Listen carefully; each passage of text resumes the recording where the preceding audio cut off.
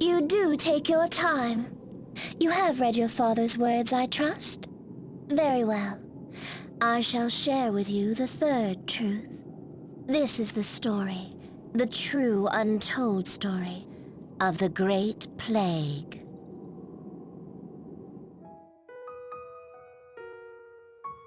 The first deaths were in the eastern reaches of Eternia, in a sleepy border village. The mourners grieved for their loved ones, their wails echoing through the mountains. Eventually, the cries faded away, and a stillness settled over the land. From the depths of time it had found us. The world we feared most had become reality. As death lay heavy on the land, a young priest named Brave petitioned his elders. He sought to use the power of the crystals to treat the sick, but his petition was denied. Instead, the church sealed off the high roads. It cut off the border villages, leaving countless people to suffer and die. Angered at the church for forsaking the village of his birth, Brave resigned from the priesthood. He did not, however, abandon his duty. First, he saw to it that his friend Norzin of the Office of Medicine was given full authority to investigate the origins of the plague. He planted Confederates in key positions, building a network that would allow him to monitor the inner workings of the church. In time, the plague released its grip on the world, though not because a cure had been found. It simply had no more victims to claim. Until, that is, the coming of the second pandemic. A second wave of terror swept over the world. A new strain of the plague emerged, threatening to complete the extinction begun by the first.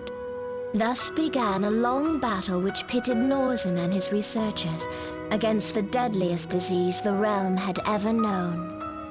Their work was relentless. Many researchers and their families sacrificed their lives to the cause. Unwilling to put his men at risk, Norzin took to testing new treatments on his own body, losing one of his 5 senses in the process. Then, just before she herself succumbed, one researcher discovered a feline immunity that promised to neutralize the disease. She was able to transfer the antibodies to her daughter, a young girl named Minette. So it was that a vaccine was formulated that would bring the second pandemic to an end. The whole story is faithfully recorded here, in Greed's log. As the people came to learn of the terrible crimes committed by the church, its authority began to crumble. In desperate hope of regaining the faith of the people, the church issued a proclamation. It would attempt the grand ritual. It was this, more than anything, that spurred Brave the Templar to action. These events too are recorded in your father's log.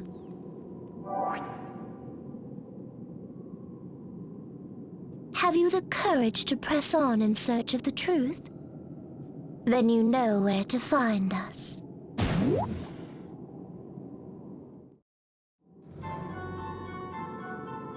Alright, what's the next log?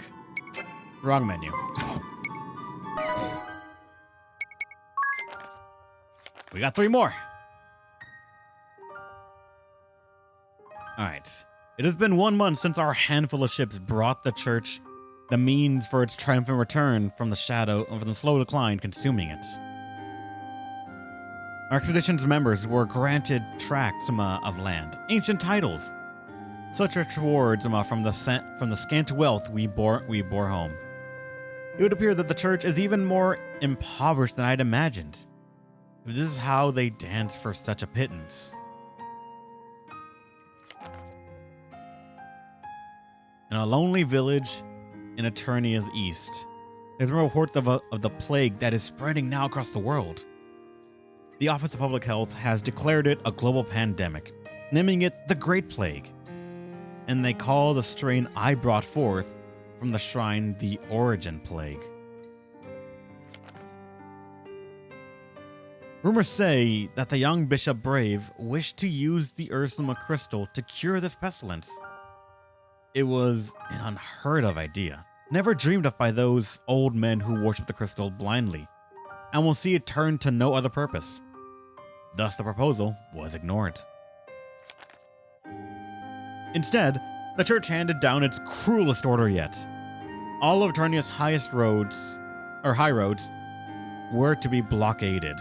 To protect the head church and the capital of Eternia, the rural villages were to be cut off from the rest of the country and abandoned to their fates. Sacrificed to save many, just as this girl was. A woman came to my door not too long ago, bearing in tow a small boy that she claimed was mine own. I cannot claim that I never knew the woman. It may well be true, so I have given the boy a home. The manor is filled now with the life and noise in children's cries, but my spirits remain as low as low and dark as death itself. The young Bishop Brave has left the church. We were being pushed by the crystal. We were being punished by the crystal, sorry. That baseless rumor has spread without stop. No, it is more than that. The whispers is all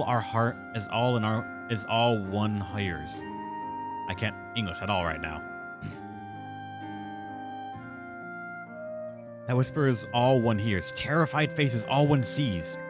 And the longer that such whispers persist, the weaker the orthodoxy grows.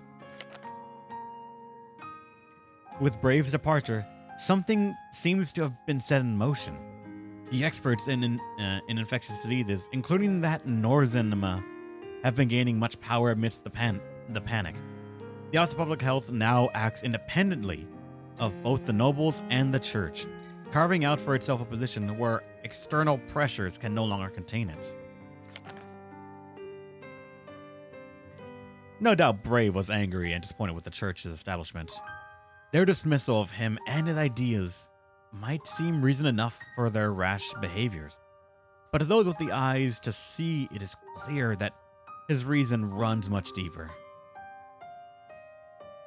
What insult could drive Brave to such reckless abandon?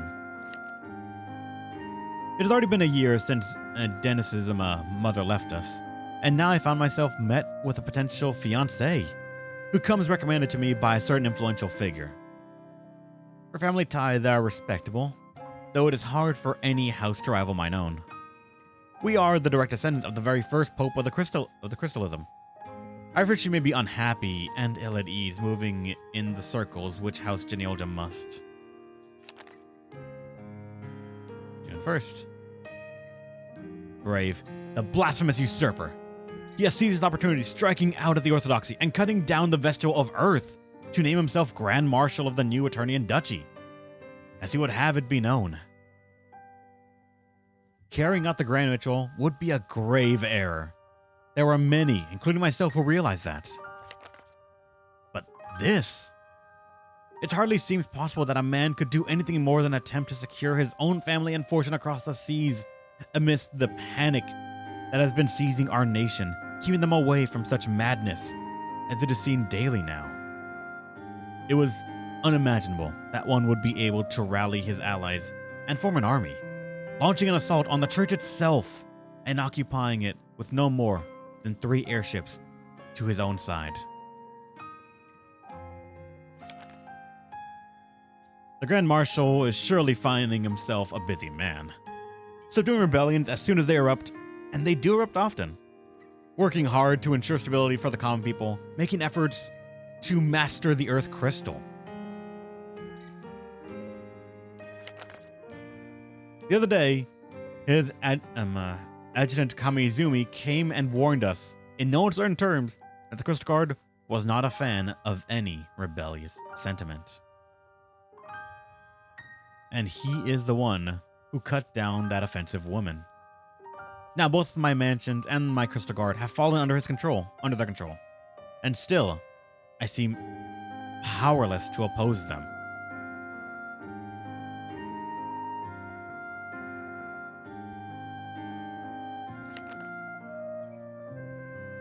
Rather, it is probably in my own best interest to feign loyalty to and allegiance to their cause. I've suggested that I might provide funding for the great public works they have planned. Massive undertakings that will stretch from the Temple of Earth to the city of Eternia. I received no thanks for my generous offer, only request that the funds be transferred and where to. I'm honestly astounded by their gall. Meanwhile, the seeds which Brave planted upon leaving Eternia have now bore fruit. His comrades and the public health claim that the Great Plague has been defeated. If it is true, it could not come at a better time. Rumors of a second pandemic have been spreading like wildfire. Northern's research team has been fighting a battle against the fury of this plague and against time itself. Unable to secure specimens and carry out their studies with the benefit of time, the researchers ended up drawing lots amongst themselves. Luther made test subjects. They bet their own lives on their work, and many lost that wager. Still, there have been no warnings from the Aya founder.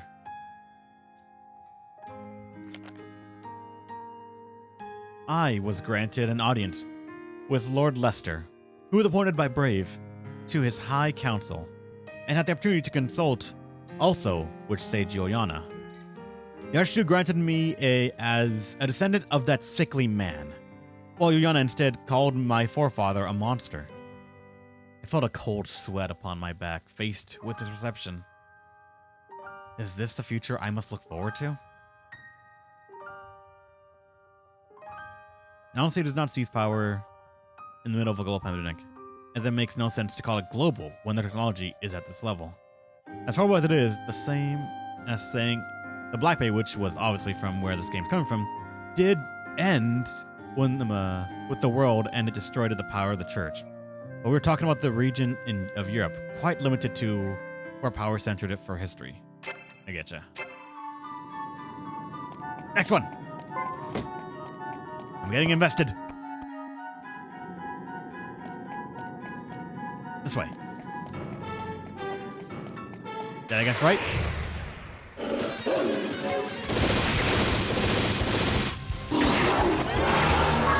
Well, either way, they're dead.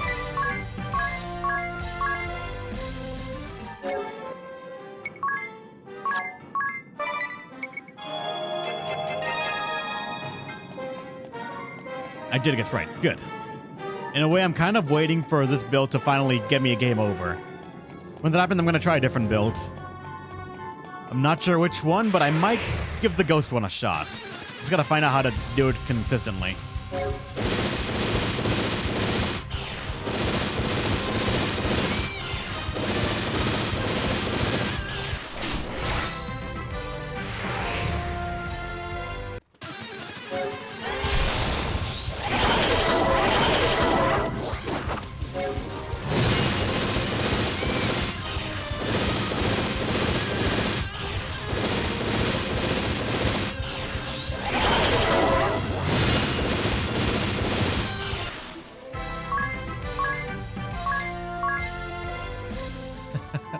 It feels weird when no one dies. I cannot carry any more of those.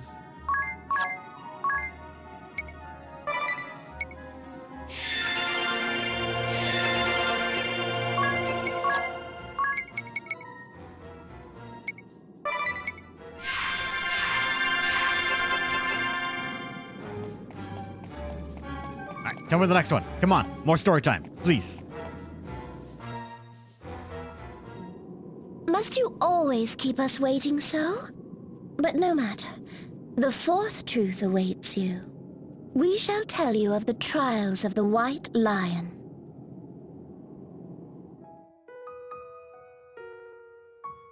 The Templar Braves uprising took control of the capital of Eternia and the Temple of Earth, seat of the Church's power.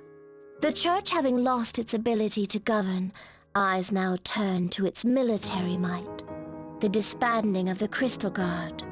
Curiously enough, this order came from within, Greed Geniolja, of one of the high houses of the Three Cavaliers. His motives were self-serving, Greed sought to protect his family and closest allies at the expense of all others. Houses Genealja and Camlin of the Disbander faction launched an attack on those who sought to keep the Crystal Guard intact. These opponents were led by two powerful houses that remained loyal to the order that Greed had begun to destroy. The two houses had in their service a swordsman, Jerome Balestra, whose skills were famed throughout the land. Balestra fought back bravely against the warriors of houses Genealja and Camlin. Almost single-handedly, he fended off waves of opponents, but in the end, he was just one man. Balestra's brave efforts were in vain. Gates were breached, castles and manors put to the torch. With his dying breaths, Balestra entrusted his boy Jan to the care of his loyal squire, a man by the name of Angard.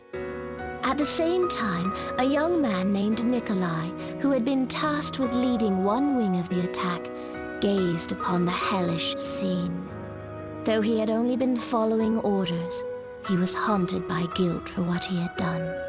Though the once proud Crystal Guard was now but a name, Nikolai continued to serve, and serve proudly.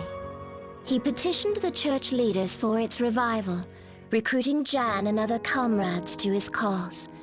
Was it all to atone for that day? But that is a story for another time. Now, we return to the tale of the White Lion.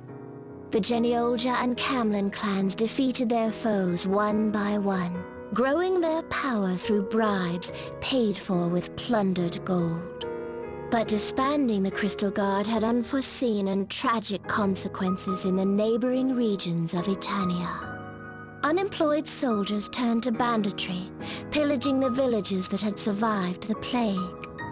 Concerned that public order was breaking down, houses Genealja and Camlin formed their own private armies to put down the bandits.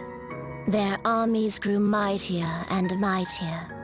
Among those promoted through the ranks were men who claimed to have destroyed the home of the witch that had caused the Great Plague.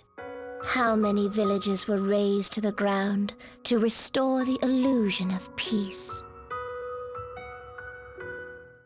One tragedy giving rise to the next, a never-ending spiral of death and destruction, and at the root of it, one man's ambition.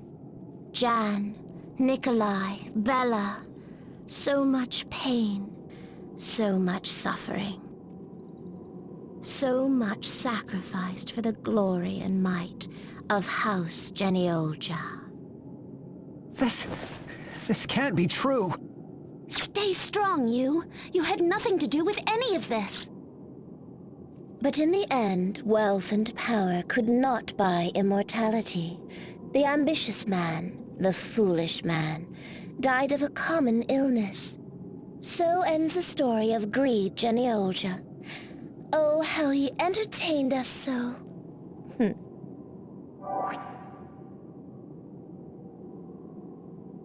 But you do not look so well. Mayhap the truth has taken its toll. Then I would advise you go no further. Farewell, my Minister of the Right. It has been so very delightful.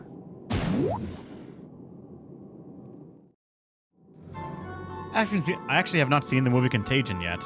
And how long can I put an ad break for? I think the max I can do an ad break for is... Let me see. Hold on. Manage stream. 3 minutes.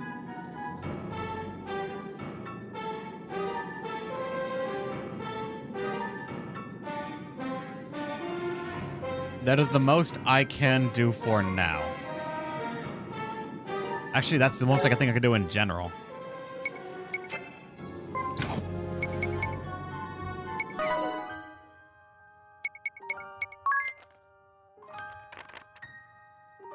All right. Next bunch of pages. The Archduke is a paragon among men, who carries the blood of the ancient kings within his veins, and thinks ever of what is best for his people. He commands a powerful army, maintains fair taxation, and rules with grace and skill. As long as he remains at its helm, the people will welcome their nation's rebirth as a duchy and rejoice. There do not appear to be any who long for the days when the Orthodoxy still ruled. The church's last source of income has been removed. We are now forbidden to collect the church taxes that once kept us going. The Crystal Orthodoxy must now survive on only the paltry stipend which the duchy grants us, and we are to be a religious body and no more. All political authority now stripped from us. Even House Genealogia, the head of the Crystal Guard from ancient times, has not been exempt from this ruthless culling. It might just be me, but I like you as the protagonist. I found all of the stuff he had to deal with more engaging than my brother's dead. Oh well, I guess I'll hook up with this nun. I can agree to that to an extent, yeah. His sort of unbridled optimism is kind of... It's both good and bad at different times. I wouldn't call him a great protagonist because I feel like he's much more reactive to the story than actually driving it. But how much they put his house line into the story to make him actually the center point for a couple of things does at least feel well thought out. I just at least wish he had a different character to match the story. I'm not even sure how I would change him to make it fit better, but I just feel like he's a bit too accepting and passive in it. The story sort of happens to him, then he goes through the story. That's the way I'm seeing it. I just wish he wasn't too dumb. It's a Bravely game. A lot of people are not the brightest in the world, but still, at the very least, everything leading up to the game feels rather well thought out. The military strength of the Crystal Guard and the esteem once paid to the Genealogia family are both stories in the eyes of the duchy and obstacles to any hope they might have for a peaceful reign. It is as plain to me as daylight, and now I see signs of disorder brewing within even the Crystal Guard itself. Among the 5 great families, loyalty to the church runs deep, and the 2 most known for their military prowess have objected with violence to the disarmament demanded by the duchy. They do not know enough to fear this brave as I do. But more than the ardor that burns so violently among my peers, it is the silence of the Crystal Guard which haunts my thoughts at night. The Camelon family, one of our closest allies for many years, have proposed a covenant. There is no time left for hesitation. Everything has been arranged. They have all agreed. We will rise to action and bring them all down. We will abandon the house that wishes to wait and see how things progress before taking any decisive action. We need them not. They can be placated later or removed by force.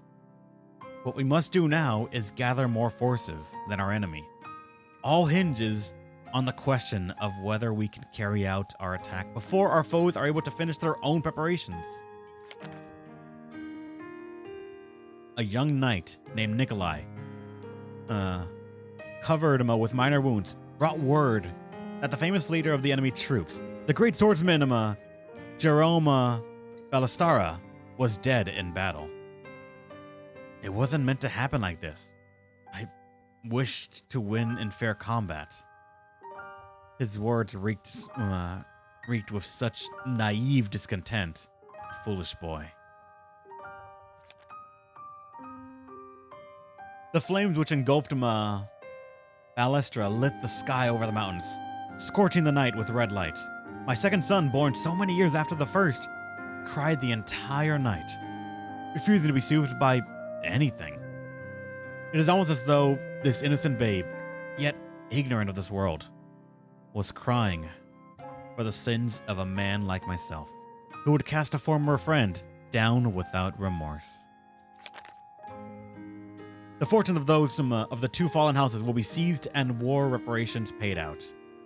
Then there are negotiations with the duchy, renunciation of our arms. There are so many things I must yet attend to. It seems I am not to sleep this night, nor many nights to come.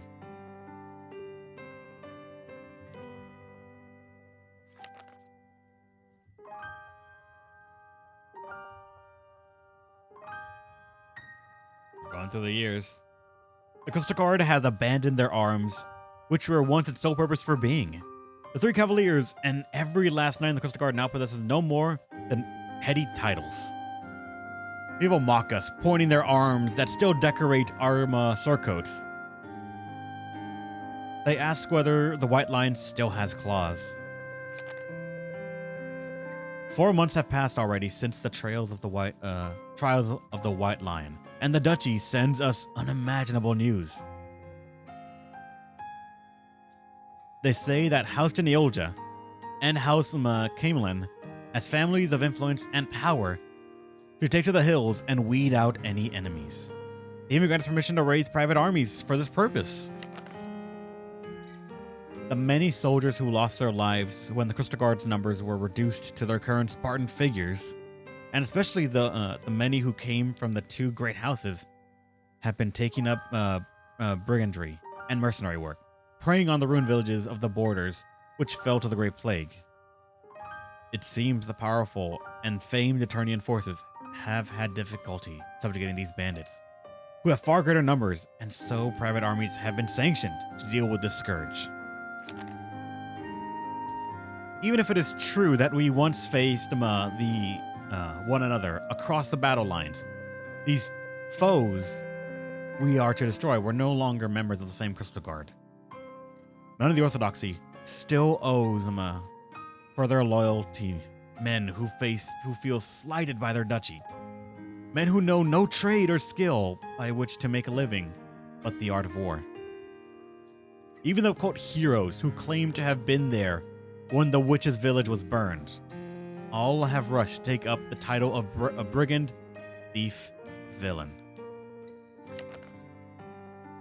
We took some 10,000 good men. The warriors of House Genealja have always made up half of the Crystal Guard, even in ancient times, so the number was not difficult to muster. House Camelin split the task with us, and we made a circuit to the borderlands. And everywhere we went, the bandits disappeared. And everywhere the bandits disappeared, our own numbers swelled. The events at the Eternal Vortex, the blockade of Eternian roads, and sacrifice of the villages, the trials of the White Lion. Truly, every time that I betray my fellows, my own fortunes seem to grow the better for it. With a great epitaph.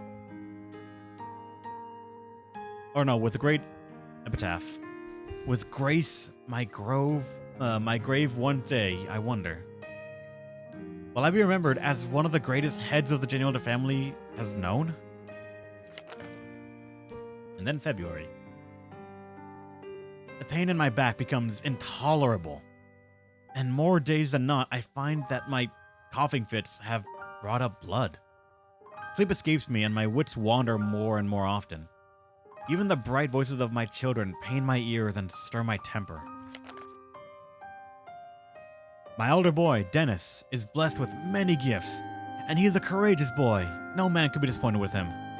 The younger boy, though, you can claim an impeccable bloodline, though his wisdom is yet an unknown. To whom do I bequeath all that I have? Is it skill or blood which matters? If only I could have, if only I had that sword. The sword that can cut through anything, even doubt. I cannot die yet. Not until I fulfill the promise. Not yet.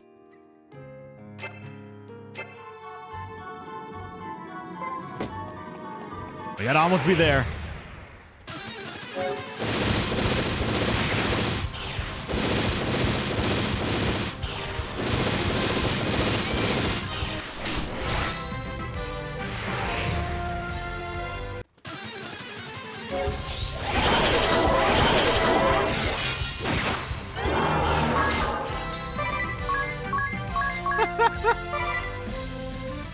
That could actually have been real rough. Confusion and status ailments are the big thing that's going to ruin this one gimmick I have.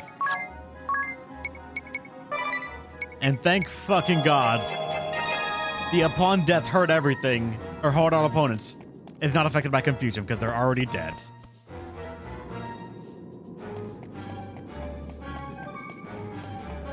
This is the right way? Yeah, it is. Okay, good.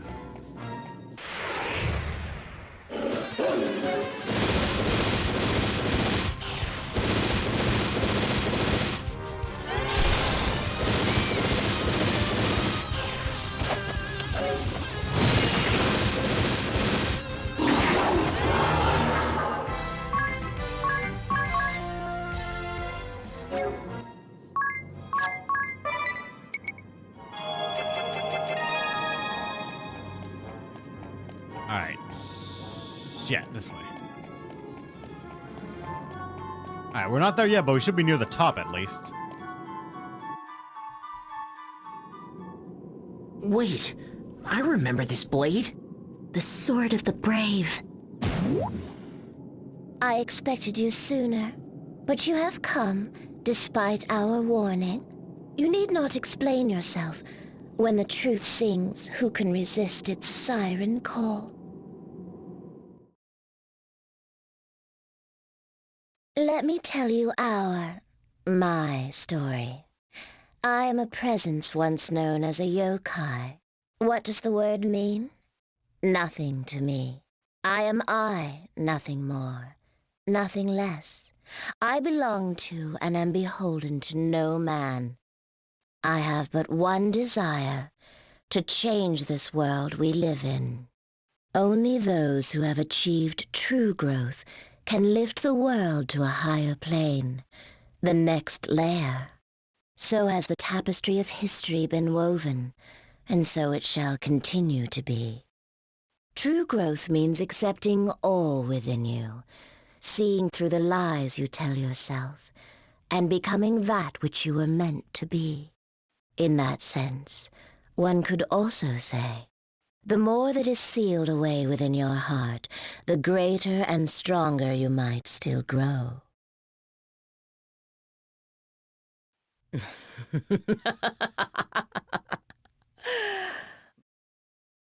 But few have the courage to brave the dark depths within their heart and achieve their true potential.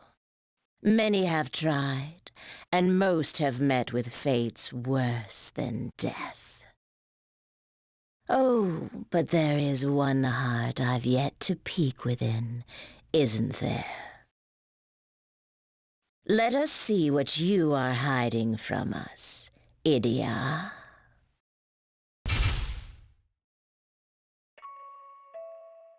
My name is Idia Lee, daughter of the Grand Marshal of Eternia. For so long I was proud of myself, of my position, of my family. But 2.5 years ago, I turned my back on it all. And why did you do this? I just couldn't accept what the Duchy was doing. Is that the whole reason? Or was it because you wanted to assert yourself, to claim your own identity? No, Were you seeking someone's approval? Tell me. My father. I wanted his recognition. Very good, Idia. Now let us go deeper. Loneliness. That is what you feel deep in your heart. That's not true! Of course it is. You do your best to hide it, of course. You smile and play your role. But Oddness has Tiz. Magnolia has you. Musser has Brave. Eleanor has Commander Goodman. Amy and Panettone. Holly and Barris. You see their joy, and you feel loneliness, sadness, fear. Stop it! For you had someone too, but he left you far, far behind. You will never see him again. The one you cared for more than anyone else in this world. And what hurts most of all is that he chose to leave you. You told yourself you were strong, that you would be fine on your own. Alone forever, with no one to stand by you. Not now, not when you grow old, not when you die. This is your truth, is it not, Idia? I miss him. Ring a bell. Idia! Ring a bell? In the flesh. I'm sorry, it isn't like me to keep a lady waiting. You, alone? Nonsense. I've always been at your side, Idia. In Geyser Grotto, in Florum, even in Kaldisla. I never forgot you, not for a fleeting moment. Don't believe me? Here, have a look at my journal. It's always about you, isn't it? I hate you! Oh, sorry. I didn't mean to tease. Now, shall we return together? Ring a bell? It's you! You were Ring-a-Bell? That Ring-a-Bell? The one and only. But the merry reunion can wait. I believe we have a fox to catch.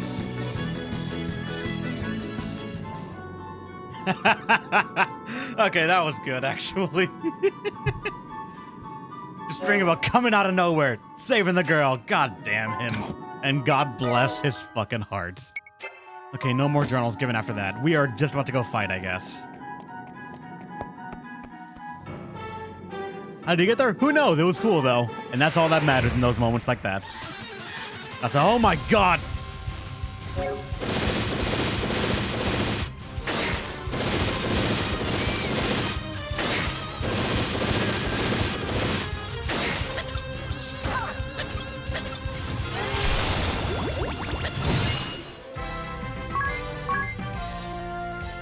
Okay, fun thing to note, that build will not handle chomps whatsoever.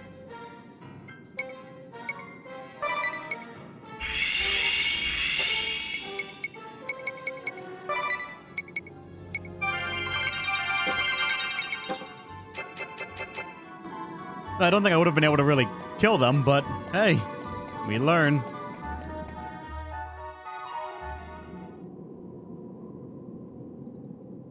You mean Yoko? Precisely.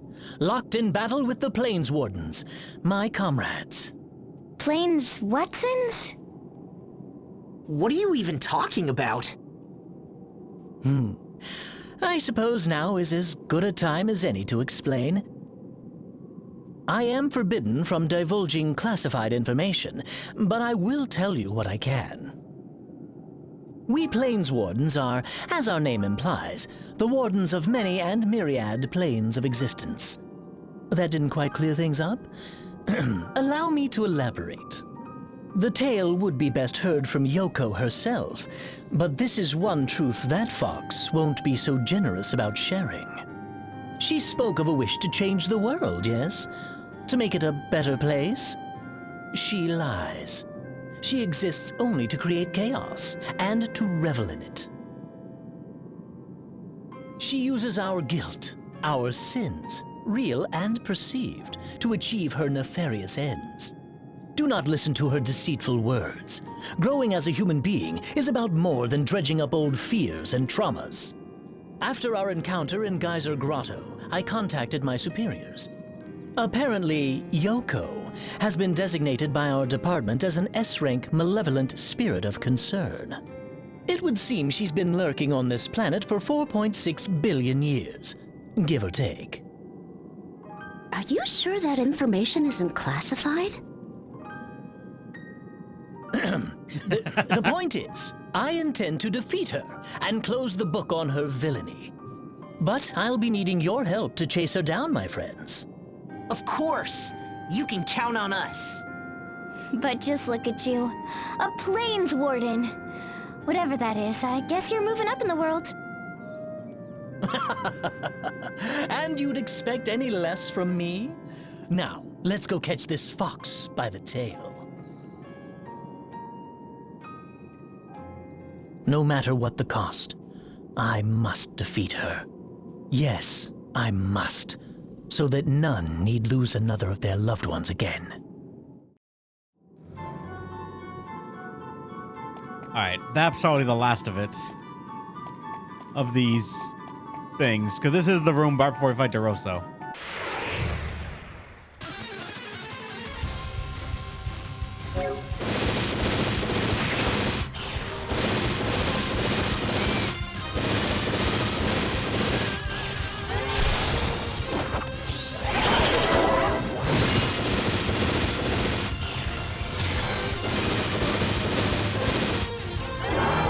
That's one way to do it, actually. Confused, kill one of the party members. That actually will trigger the win condition. Hold up. Fox.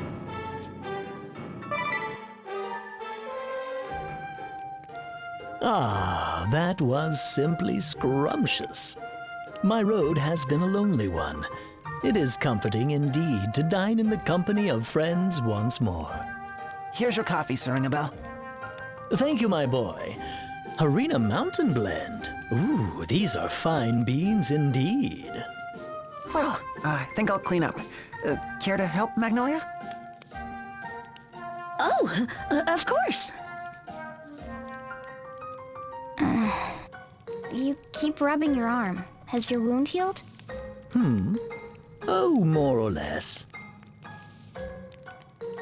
You've been watching over us. For all this time. He could have said something, you know.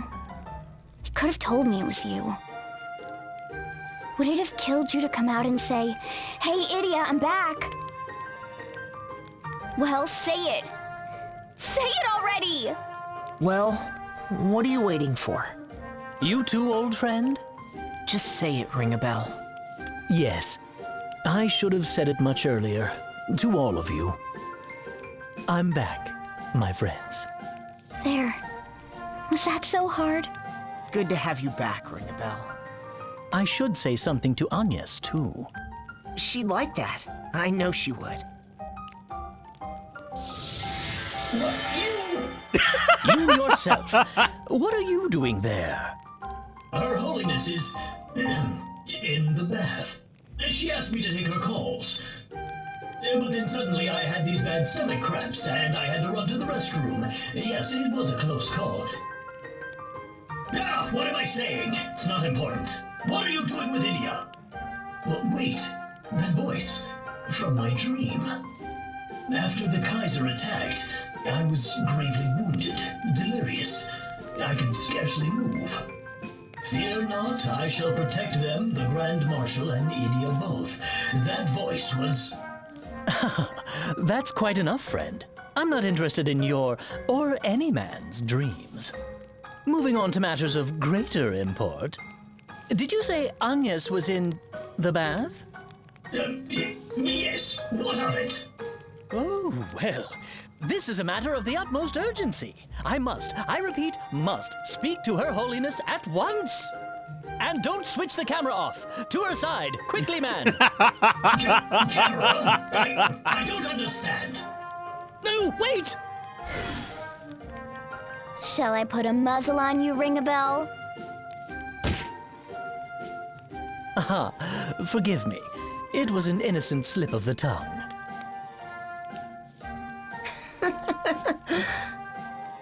Tell us, Ringabel.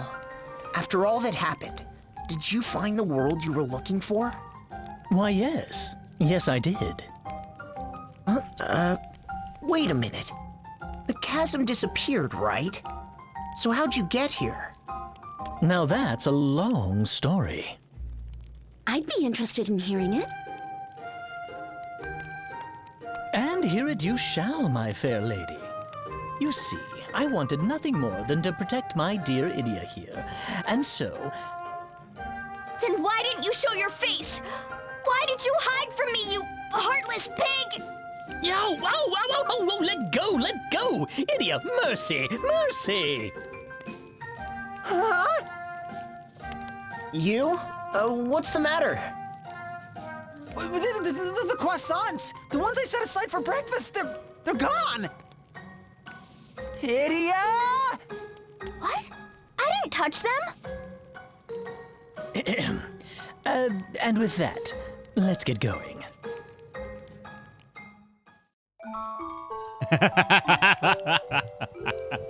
God dang it.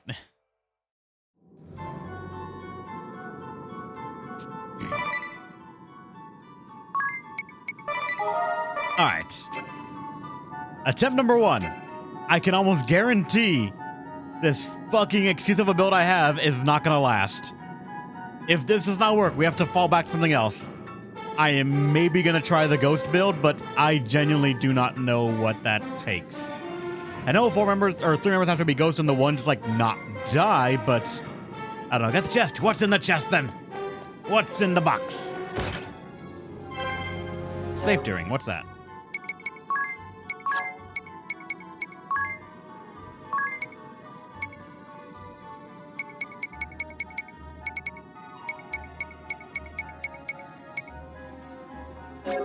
Nullify instant death. I have 3 of them.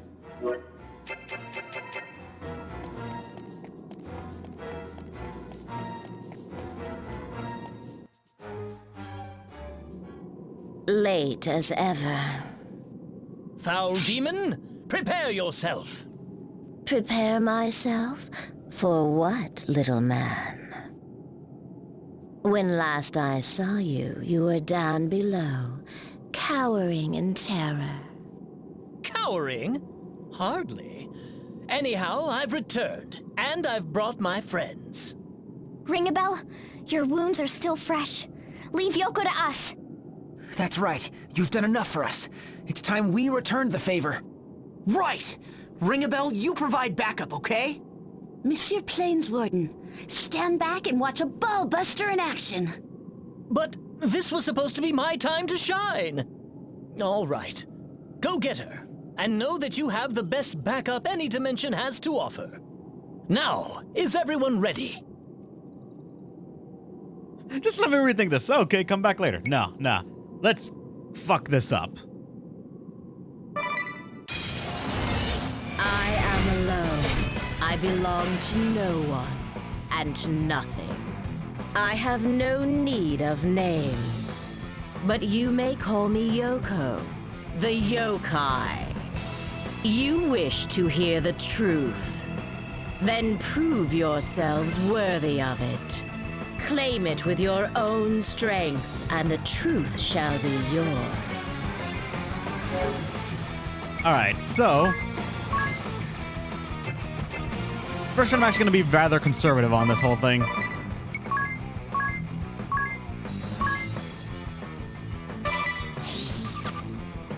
What? That's the first time we've seen a boss of over 100,000 HP. Huh.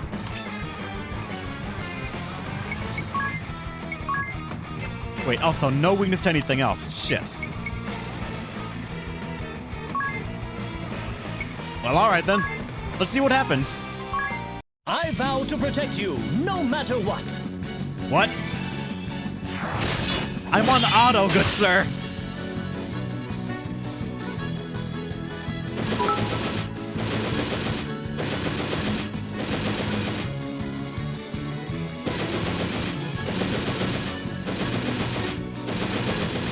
Let's see if the auto formula will do him justice, or will it get us all killed?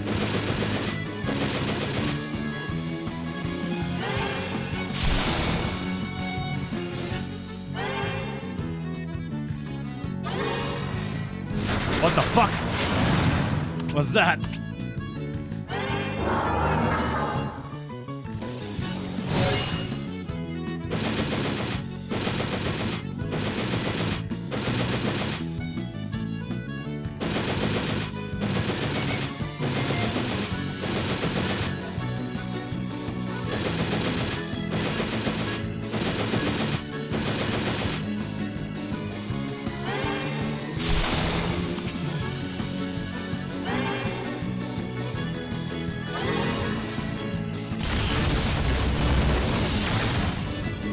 Awesome, they all died.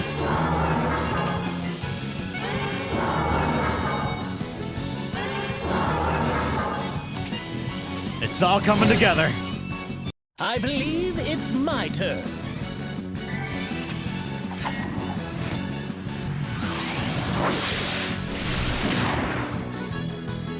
Now come on, AoE again. Do it, I dare you.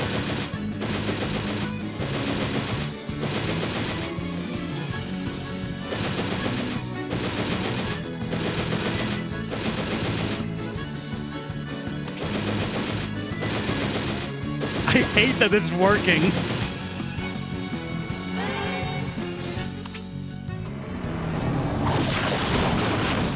Oh god, he's dead. Trap card.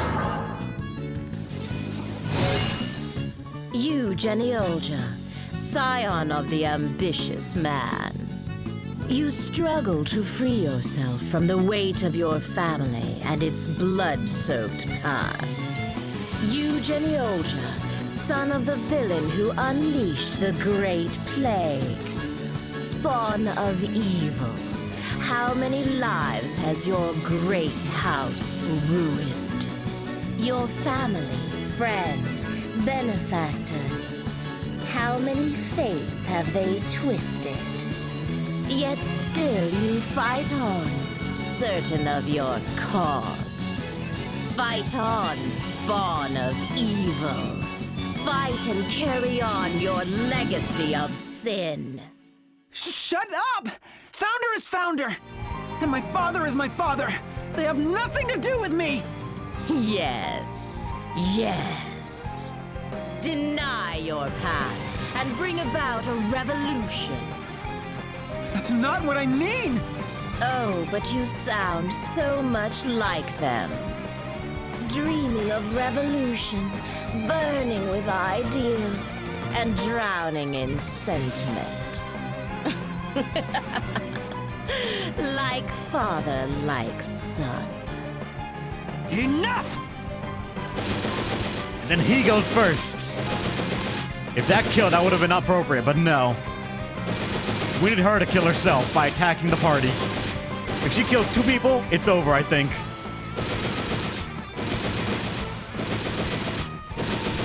Maybe only 1. Yeah, if she kills someone, it's over.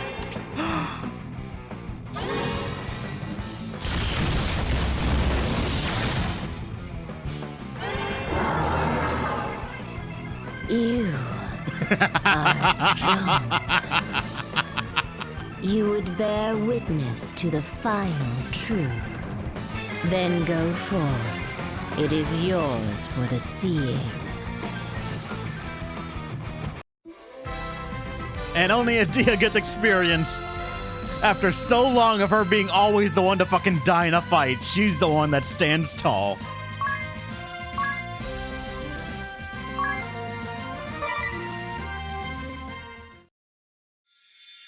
Now what the hell is this?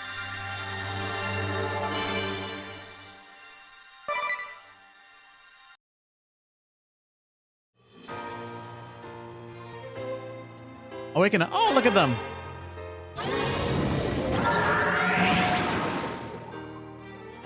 Awaken the dormant potential deep within. Summon 7 deadly demons. Favors the katana. Specialties Echo and Diabolism.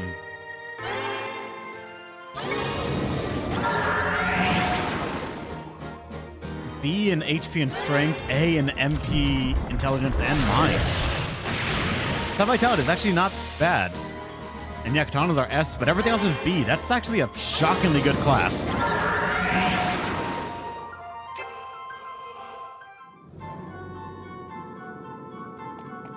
Now, what's the final one here? Actually, hold on. Before I go look at that poster, let's make sure everyone's alive for this cutscene.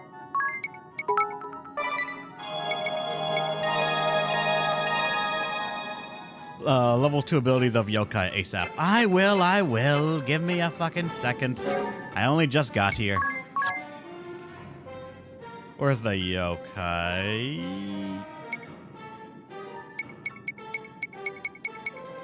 Okay, that's it. All right. The first, wait, what? Okay, Echo. Upon casting a spell, you have a 25% chance to cast the exact same spell a second time, with no MP or BP cost.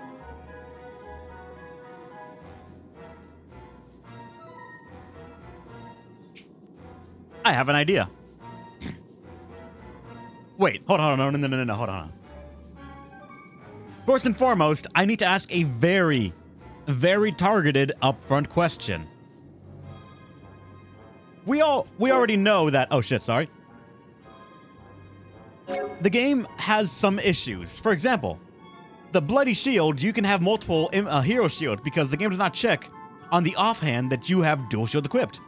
It only unequip the offhand shields to give you a hero shield. The right hand shield will always give you infinite hero shields. There's something that I overlooked. With that in mind,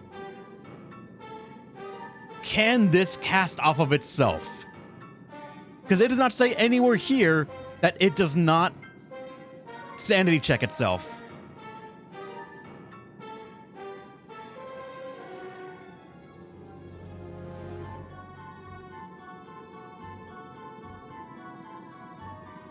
Because if you look at it, it just says, upon casting a spell, 25% chance that you'll just cast it again. Does that mean you can actually loop infinite meteor rains? Cost a lot of MP? It doesn't, though. It says it will cost no MP or BP upon use. So, like, that's fucking awesome.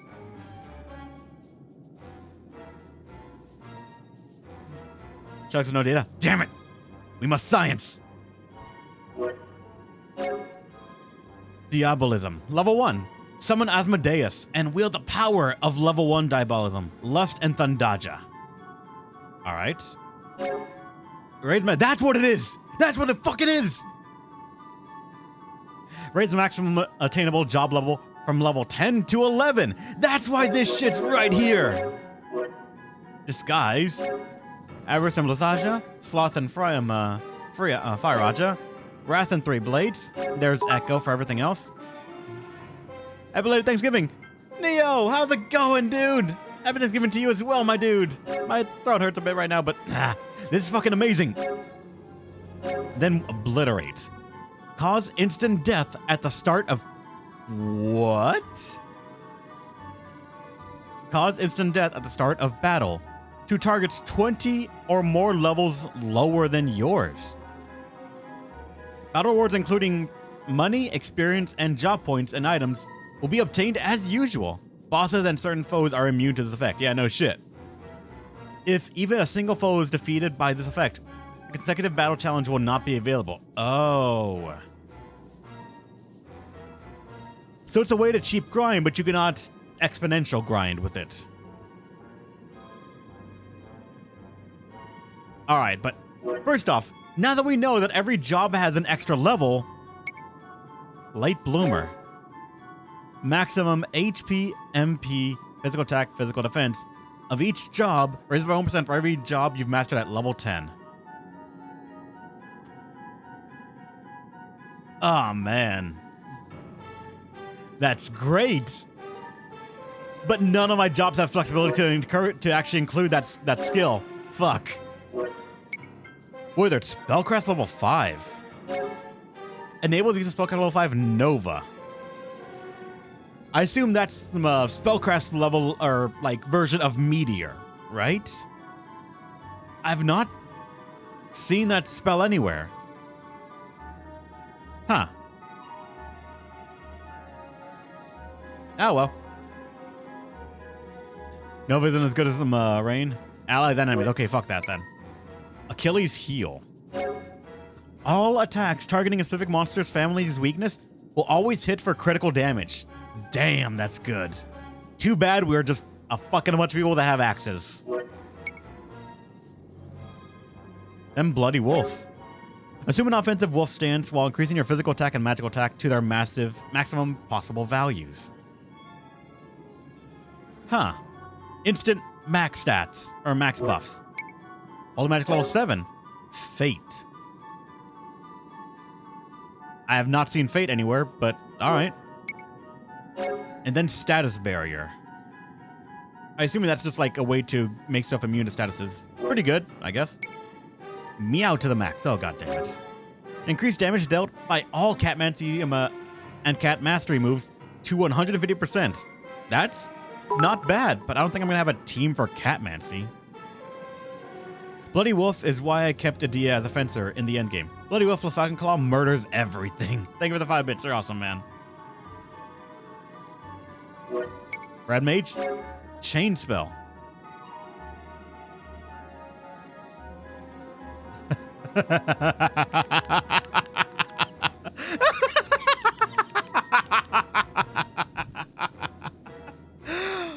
Oh, holy fuck! So, again, question. Double cast this. Does that mean if Echo procs, do I double cast the double cast, or do we just get an extra cast per each individual cast? Which means on average. Okay, hold on. Let's math that out real quick. Actually, there's a way to make it better. Ventriloquism. That makes things stupid. If the first person has ventriloquism and uses Meteor Rain and then Meteor, that's their 4 turns. Everyone else uses Meteor. That's 4, 8, 12 cast, 13, 15 cast total, I think. And then Chain Spell doubles that to 30. And Echo, on average, is 25% more casts. On top of that, can that one-shot a boss?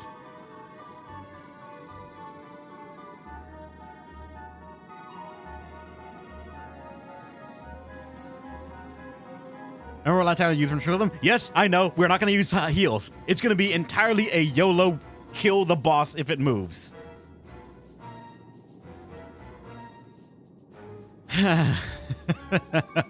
I might have to try it.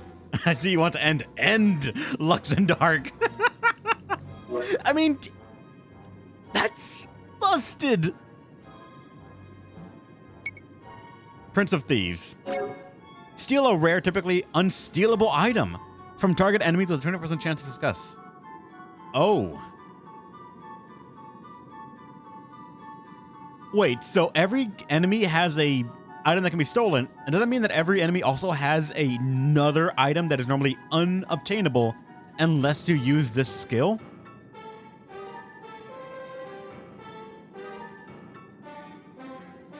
That's fucking weird.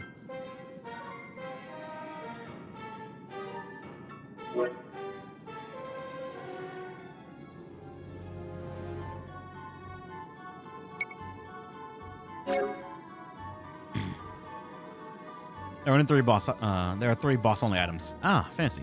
And then Eye for an Eye. Trigger at start of turn. Whenever one of your allies takes damage, counterattack with a powerful physical attack. Does not apply to reflect or match damage. That's actually pretty okay. The question is, does that count as a... Okay, it says counterattack, so that would count as a counterattack for the whole build of everyone counterattacks everything. Summoner. And what was that? Baba Jeed, thanks for the follow. You're awesome. Welcome to the stream. Alright, summoning level 5. Enables you to invoke the strength of summon beasts to augment your own powers. What? What does that mean, actually? I don't think I fully understand it. Is it like the shaman's or the Hawkeye's ability to like make my own attacks have Summoner now has conjure abilities? Oh shit. That's crazy.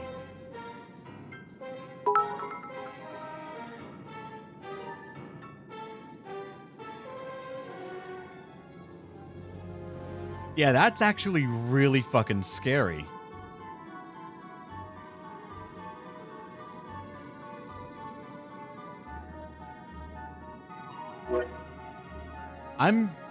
I might experiment that a little bit. Okay, what's Hawkeye? Crossfire.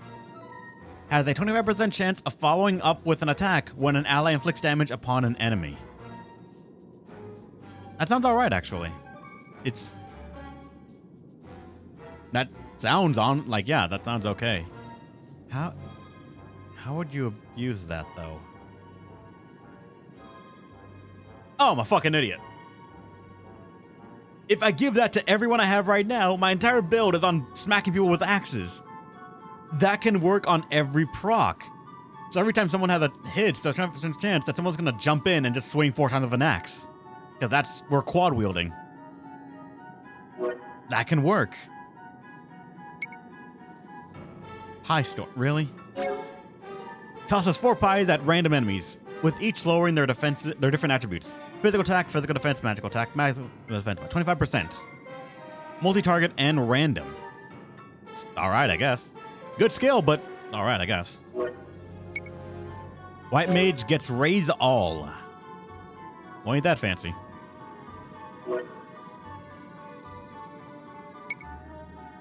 Insurance. Of course the merchant gets insurance. Upon taking damage from an enemy attack, receive money equal to half the amount of damage sustained. A maximum of 99,999 money per battle can be obtained when using this ability. When fighting consecutive battles, a maximum of 99,999 money can be obtained for each individual battle. Oh, that's just more money in excess of more money. It's alright, I guess.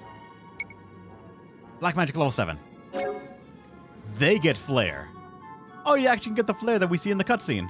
Nice! It's all fancy like that. Then the Ranger gets Savage Beast. Well, when in Berserk status, have an 80% chance of unleashing certain physical attack abilities without paying their typical activation costs. Oh. So, like, the skills that deal bonus damage to certain classes can just activate automatically. Actually, kind of fancy. I don't think they deal more damage, but they have a 1.5 modifier, so that's kind of alright. And Multiburst, you are right. Knight, Iron Wall. Triggered at the beginning of a turn. During the entire turn this is used, when an ally takes a single target physical attack, you will take the hit instead, but only suffer half the damage. That'd be great, but right now we want our ally to take all the hits, fall flat on their face, and die in order to trigger an effect to hit the opponent, and then they brought back up at next to no HP in order to do it all over again. Then Ninja. Impermanence. Reverse the effect of all attribute bonuses and penalties. If this ability is used again while in effect, the duration will be overwritten. Oh, so debuffs become buffs and buffs becomes debuff.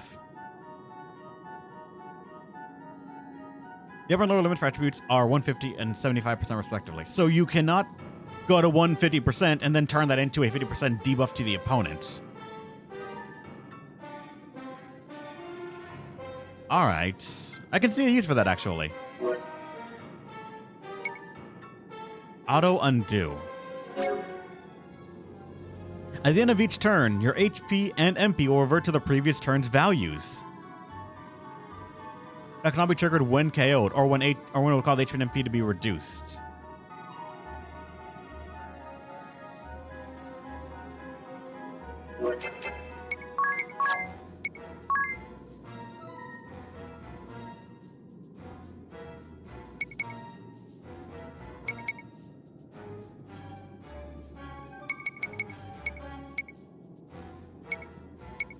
Okay, I could maybe give up Dungeon Master, Divining Rod, and Shield lore. And with that, this build will actually become immortal, wouldn't it? If it will auto-undo to the start of the battle, which is normally full HP and MP, we just cannot die, right?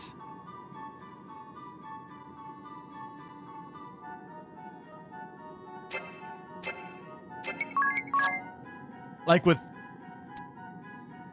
these kinds of stats, I think we actually would be a royal bitch and a half to kill. We resist all elements because of the hero shield, but for the immunities, we don't have anything else. But, like, that can work, right?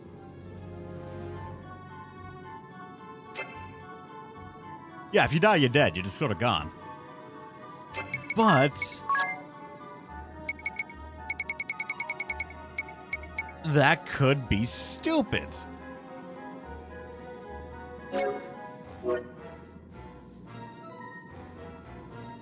Continually kill herself. Well, no, it won't, because she will always undo to the previous HP.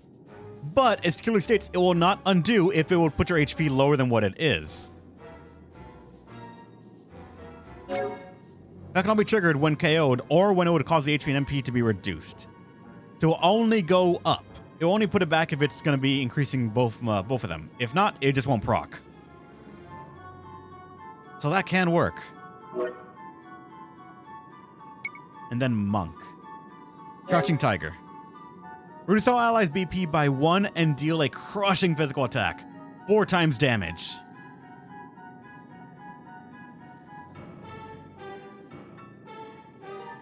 So what you're saying is, this, then Mimic.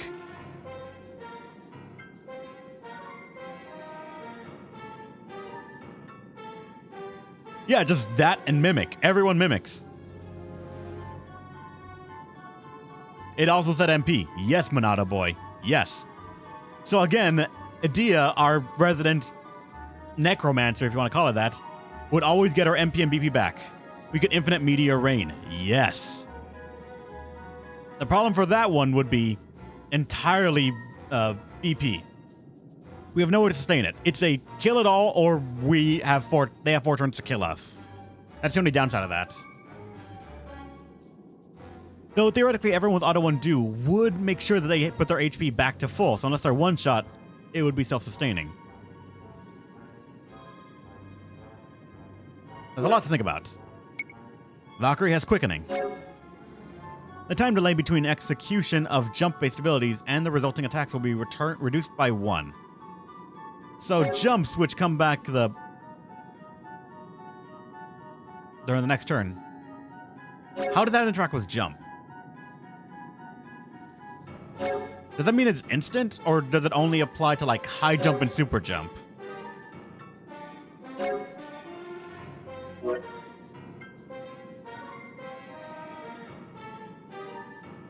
Jump will be instant? Nice. Okay, that I could see. Pirate gets bully. Increased damage dealt by 10% for every status affliction your target currently suffers from. That's okay for the whole debuff that she does. Or that the pirate does. Then the Grand... oh my fucking god.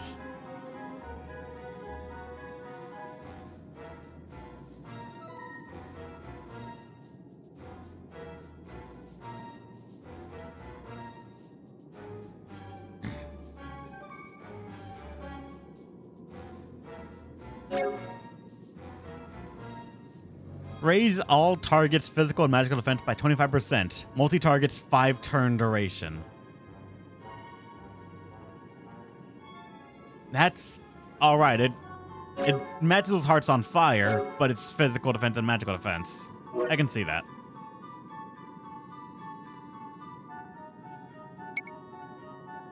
What is beyond Meteor?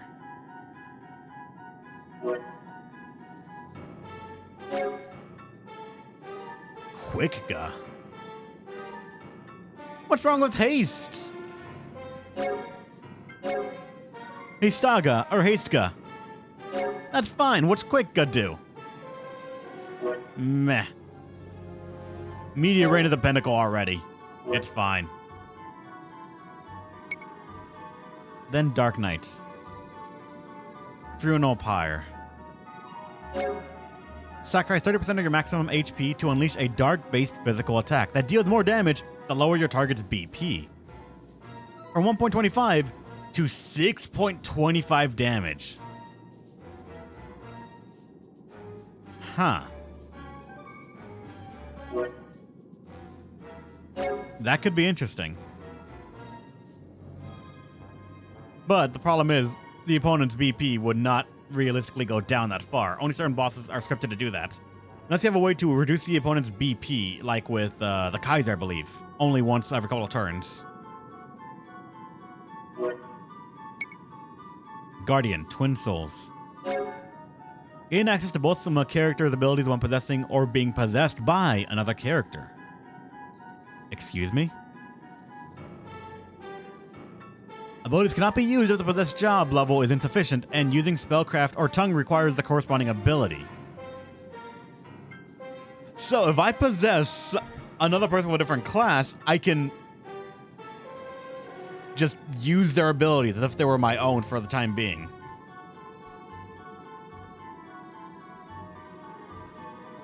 Interesting, but kind of niche, actually. I can see it being used, but it's going to require a bit more brain than everything else I'm thinking of right now. And then Kaiser. Overload.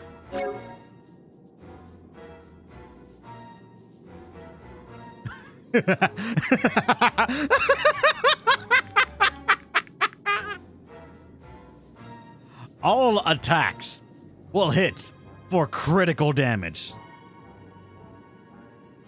Everyone gets this. It's 5 turns. And no effects that normally can't crit to anything that can't crit. If it can't crit normally, it won't do it. Overlord. Not Overload. They're similar. But oh, that could be so stupid. I love it. Templar gets Weapon Guard. If you're hit by a non-magic attack, in the same turn that you perform a physical attack with a weapon equipped, damage suffered is reduced by 25%. Oh, so it makes our weapons act as mini shields.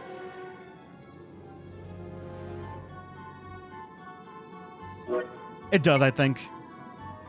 It gets disguise, whatever that is, I guess.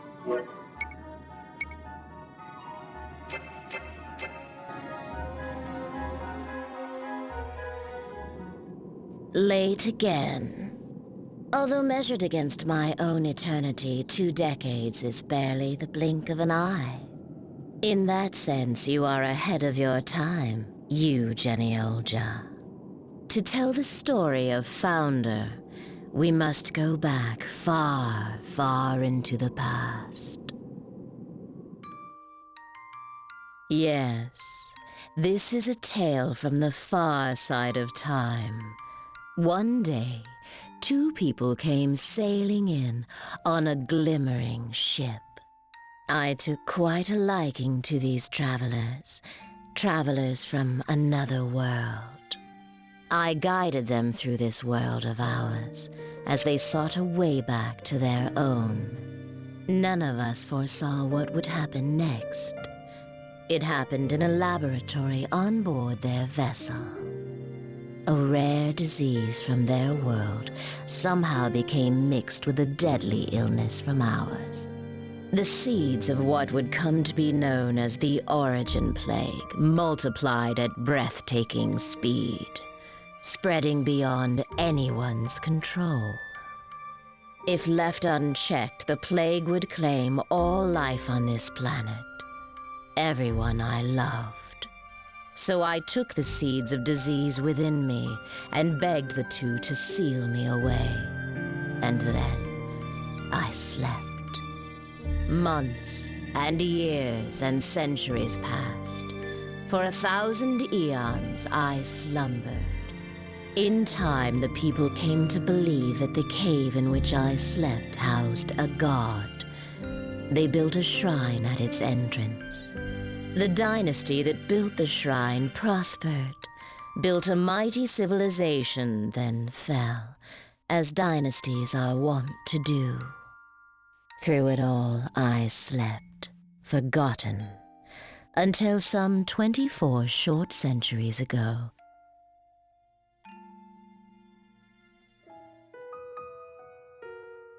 Founder came and roused me from slumber. He heard my story. He spoke to me. I can do nothing for you, he said. But someday one of my line will find a cure for the plague within you. Yes, someday he will come for you. So he said, as tears welled in his eyes. At last, at long, long last, I will be free of this curse. Such was my final thought as I drifted back to sleep. I slept again, a shorter slumber. 2 decades ago, I awoke to see greed standing before me. When I saw the ambition in his eyes, I knew. He was the one of whom Founder had spoken. As my forefather promised, so have I come. He spoke, answering the question I dared not ask. Greed flattered himself, believing he was the man destined to be my rescuer. He meant to sail me to Gathelatio, that he might there find the cure for the plague inside me. But such hope was short-lived. The plague spread and spread quickly, and so he sunk me, sunk all of us to the murky depths of the sea. He did this that Gathelatio, Eternia, and humanity itself might be saved. In his eyes, too, welled those pained tears. Yes, just like Founder before him. I understood everything but said nothing. Once again, I closed my eyes. As the waves claimed me, I could hear him cry out, "I shall put an end to this foul plague." After that, Greed's heart turned cold.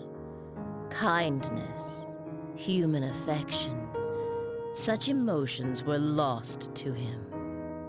They had sunk to the lonely depths, along with his ships, one girl, and countless treasures. Father. Do not cry, you. Strange as it may seem, I am grateful. To Greed and to Founder both.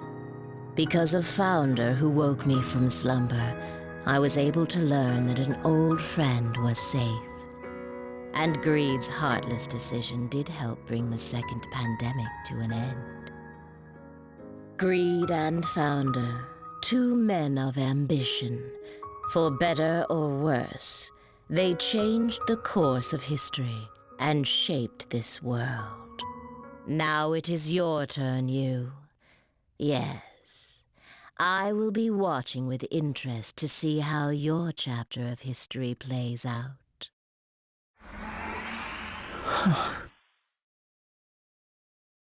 Thank you, my friends. You've been most cooperative. Idia, you have my gratitude. Wait, what's going on? This better not be another goodbye. Forgive me. Strictly speaking, I was not supposed to reveal my identity in the first place. Because this pocket we're in belongs to Yoko, we were able to make an exception, but only for a short time. No! Just stop right there. You can't leave me again. Idia, I never left you and I never will. It's like I said after all. Wherever, whenever you are in peril, there I will be. Ring a bell.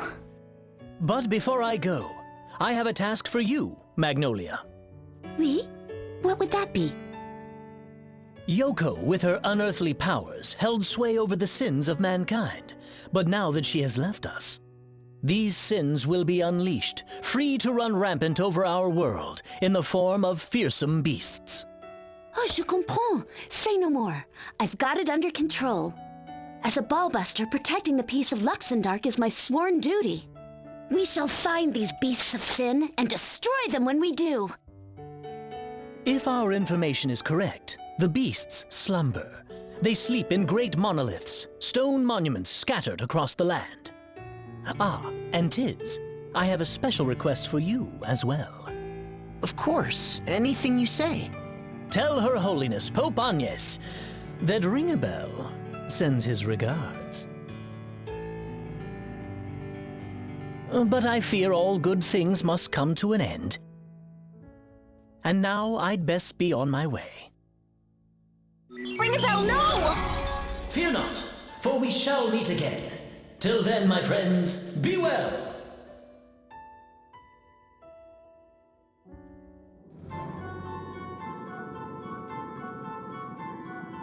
Well, damn.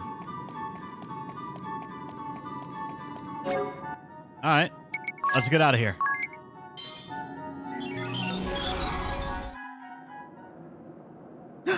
fox!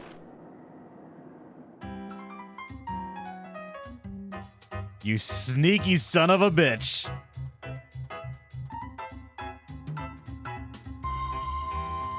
You sneaky son of a bitch. They don't let you see those spells at all until you leave this place and it shows you a fox. Revives all targets from KO and restores HP. Moreover, the spell has 75% chance to cause death when used on undead enemies. This spell cannot be reflected.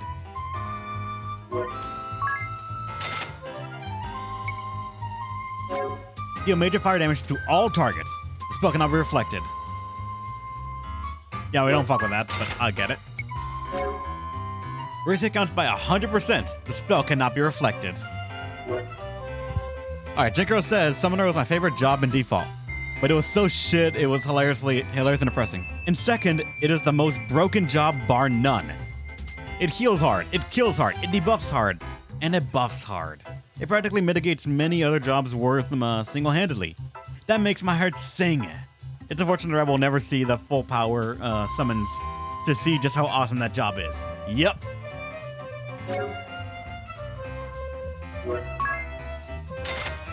Then Fates. Make an ally target fall in love with you. If you cannot fall in love, yourself.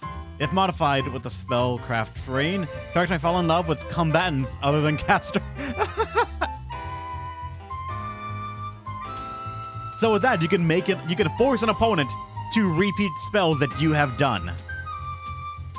That's actually kind of cool.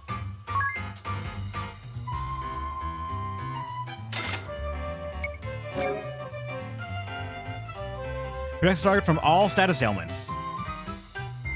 And cannot get increased by spellcraft, but... I love how it tells me, you can't use any of this. I don't give a shit, it's mine. And apparently there's another blue exclamation mark around here. Beasts and monoliths? What's the matter, Tiz? I was thinking about what Ringabel said. About these beasts that have taken the form of monoliths. You mean the monsters that appeared because Yoko isn't around anymore to control humanity's sins? We shouldn't mess around. We need to find those monuments and get rid of these sin beasts before they cause real trouble. D'accord, but first we must prepare for the trials ahead.